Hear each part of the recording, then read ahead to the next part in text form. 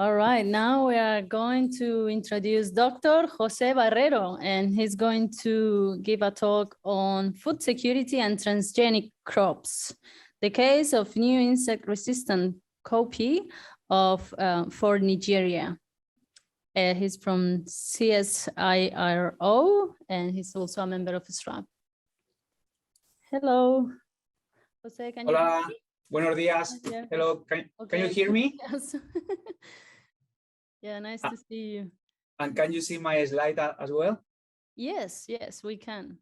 Okay, so I'm gonna just jump into it before I run out of my time. Yeah, thank you very much. So yeah, it's a great pleasure to be here. Thanks a lot for inviting me. I think my topic today fits really well with the topic of the conference because it's a really large international project in which many people is involved and that you will see has a big impact, a big social impact. It's a good example how science can really help society. And I'm gonna mention how transgenic crops can help to secure food in some part of the world. And I'm gonna give you the example of our work with cowpea, making cowpea insect resistant for Nigeria. Why cowpea? So cowpea is a key legume in West Africa. It was domesticated in this part of the world and is the main protein source for 200 million people daily. In West Africa, they call this legume the poor's meat because it's the alternative to meat. It's a plant that is very tolerant to sandy soils and drought. And it's a multi-purpose plant because it can also be fed to the animals. And it's a main source of income for smallholder farmers. The farmers in Nigeria are very small, nothing to do with the farmers in Australia. And there are many millions of these farmers that rely on cowpea. You can see how diverse the cowpea varieties are. And there is a problem, there is more demand than supply. Nigeria is the main producer and consumer of cowpea and still need to import from outside. And this is one of the big reasons for that is because the insects attack this pest and can reduce the yields very significantly. Like can reduce sometimes 90–80% of the yield of the crop, which is really bad. I forgot to mention as well that cowpea is also known in other parts of the world as the black-eyed pea. And going back to insects, one of the worst insects is what is known as the pot borer, a Lepidopteran called Maruca vitrata. This Lepidopteran, the moth, lays the eggs on the plant, and then the caterpillar is really aggressive in predating the plant, goes into the flowers of the cowpea and eats all the seeds pretty much. And the problem is that there is no natural selection, natural resistance in cowpea. So the farmers, the options are don't do anything, but they got very, very poor crops, or they can use chemical insecticides to increase the crop, the yield. But the problem is that in this part of the world, the use of insecticide is not regulated and can be very dangerous because people are mostly illiterate, don't have protective equipment, and they just use anything to carry the chemicals and to use them. So it's a big risk for health. The alternative is using biotechnology to introduce a new gene that will provide resistance. And we are using a gene called Cry1AB from a bacteria, a gene that has been used in many crops for more than 20 years, in maize, in cotton, in soybean, and it produces full and safe protection in the plants. And this gene was provided by Monsanto royalty-free for Africa.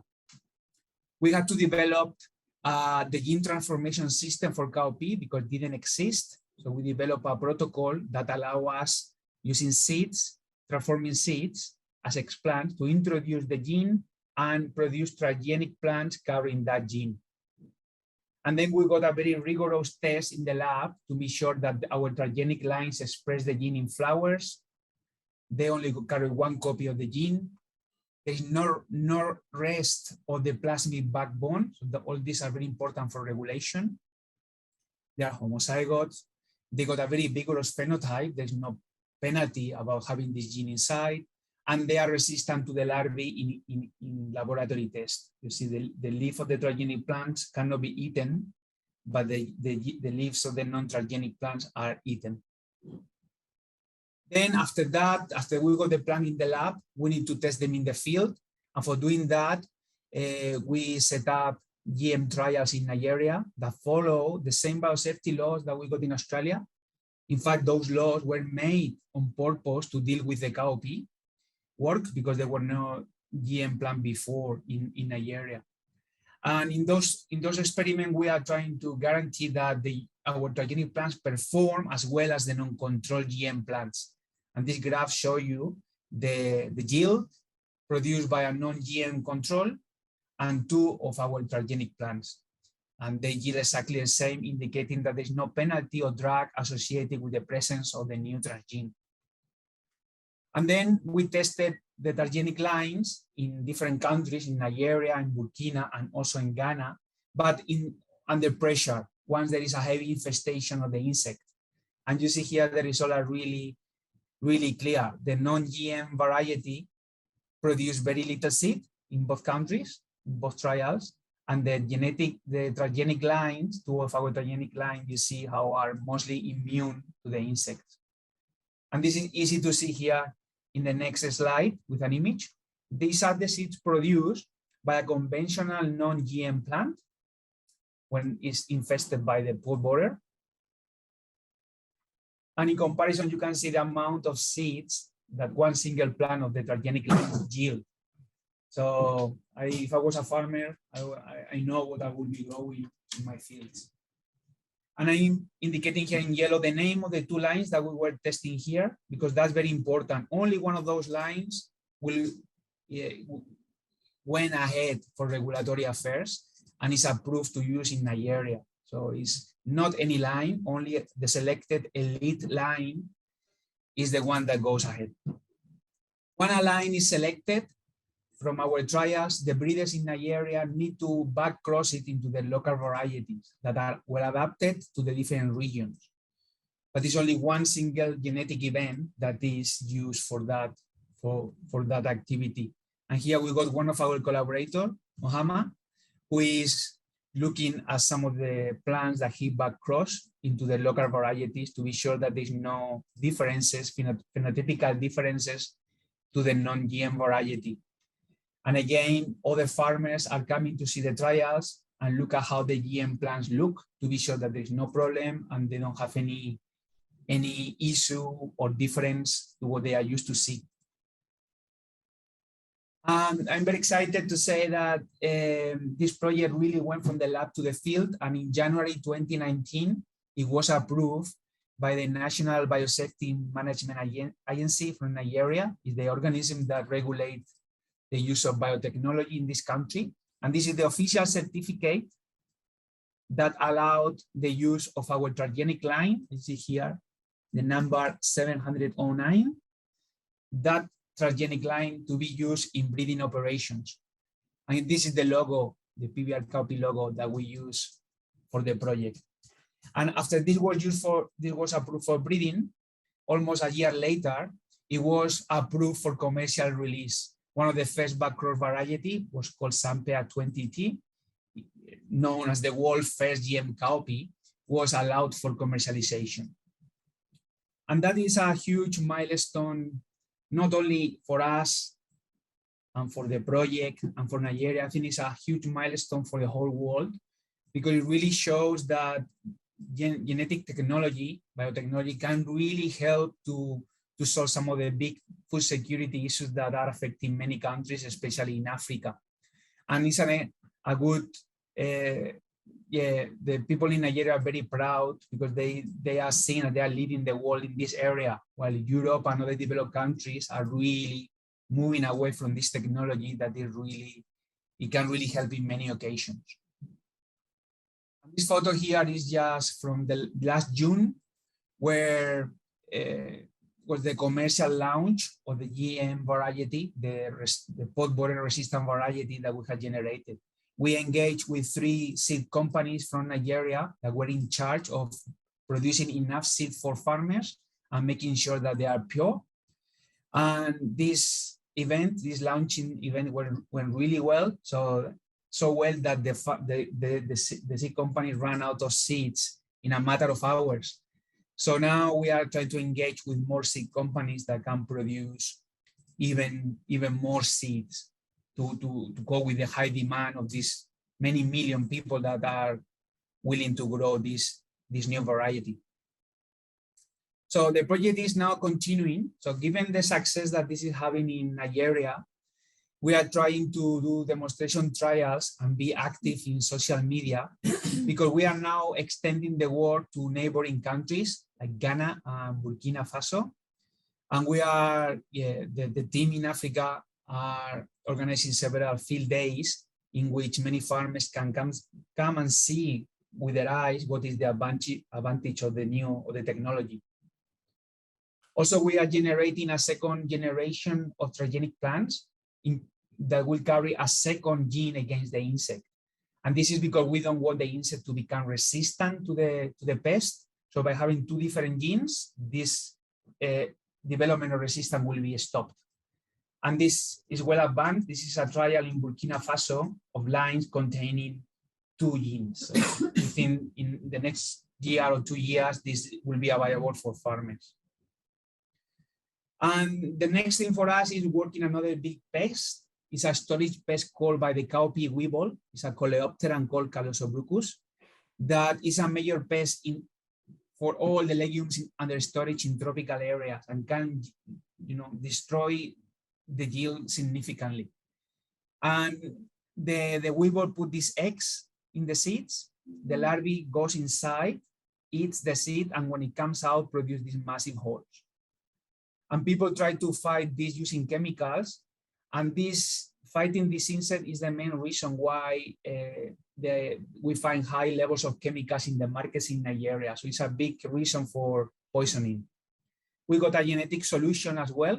It's using a gene called alpha amylase inhibitor, and I can show you how effective it is in the next image.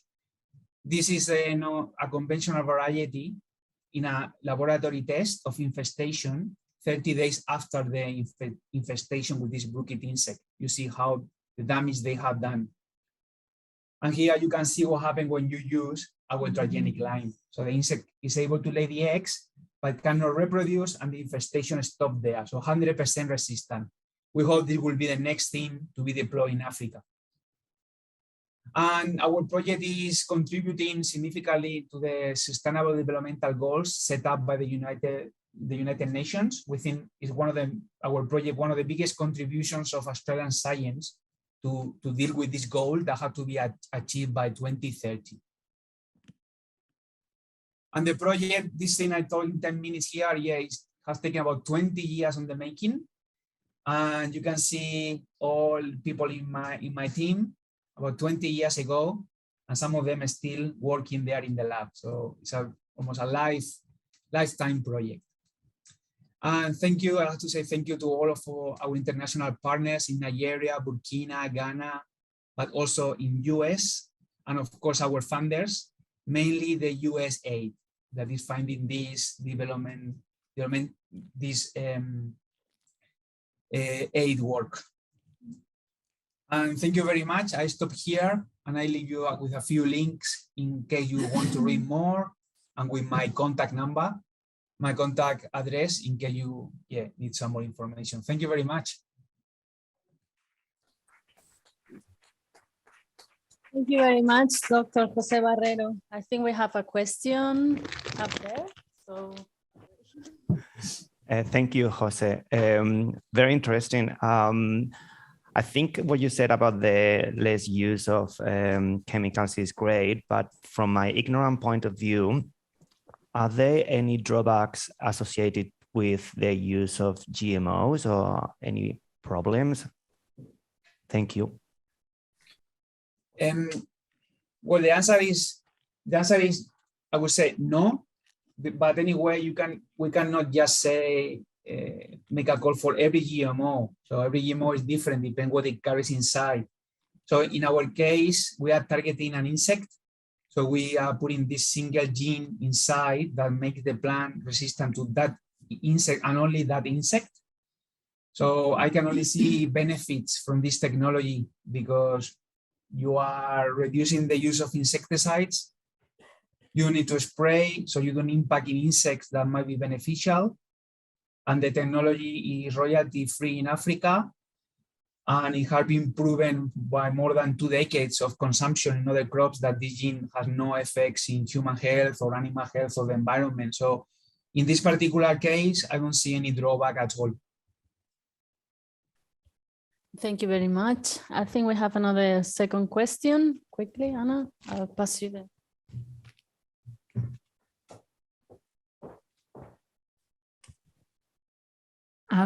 So the question is from Danielle.